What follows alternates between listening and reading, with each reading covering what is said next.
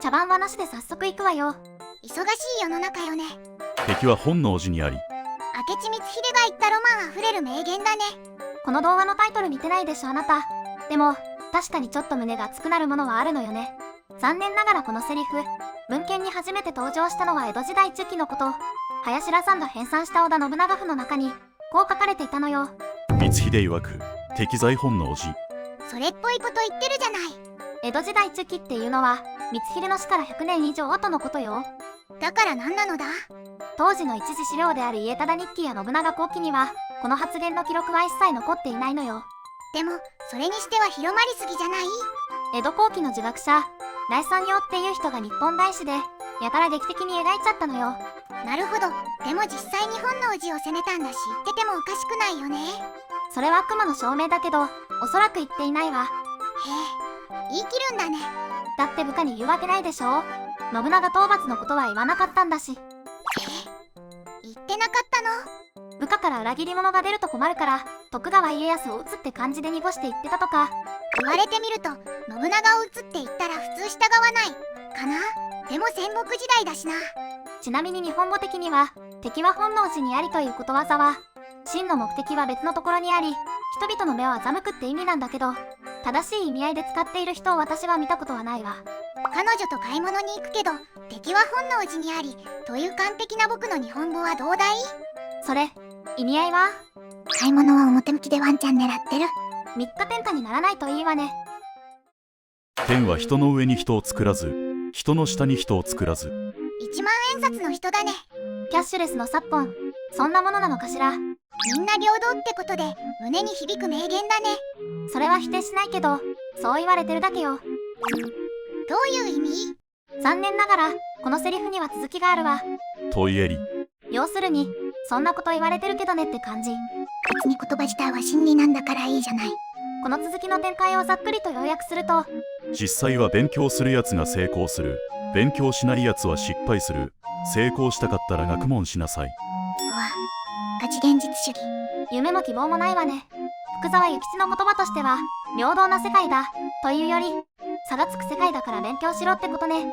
知りたくもない名言の裏話を聞かされた気分だよ。福沢先生、支援しようかな。とはいえ福沢諭吉が完全に平等を否定してるわけじゃないの。本の中では大名の命も迅速の命も命の重さは同じって言ってるし、現実には差があるけど理想的には平等ってスタンスだと思う。理想論でもいいから私に甘い世界がいいよ。あれ、引用したってことは実際に言った人がいるんだよね。それがね、明確には分かっていないの。アメリカ独立宣言の影響を受けた説が有力だけどぴったり同じ表現は見当たらないのよ。じゃあ元ネタ不明のまま広まったの？そういうこと。でも福沢諭吉がこの言葉を使ったのはみんな平等って思ってるだろう。でも現実は違うぞという導入としては完璧だったのよ。福沢先生は私の味方だと思ってたのに。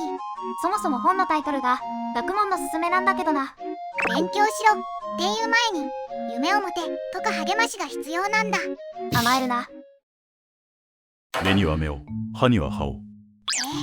これも言ってなかったごめん、これは言ってたわ。の？なんだよ。毎日のように使ってるからドキッとしちゃったよ。物騒な日常を送ってるのね。この前もメタンが僕の Amazon の欲しいものリストを勝手に全部削除したからメタンの家の Wi-Fi パスワードを勝手に変えてやったわ。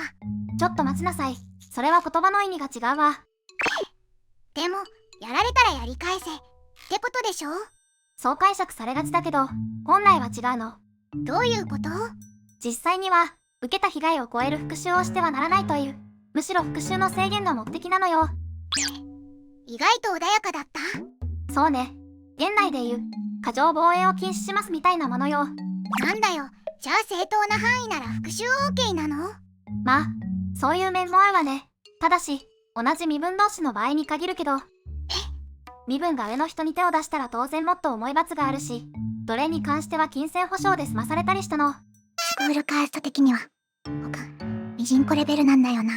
ちなみにこの目には目をのフレーズは半村美法典がオリジナルってわけでもないの。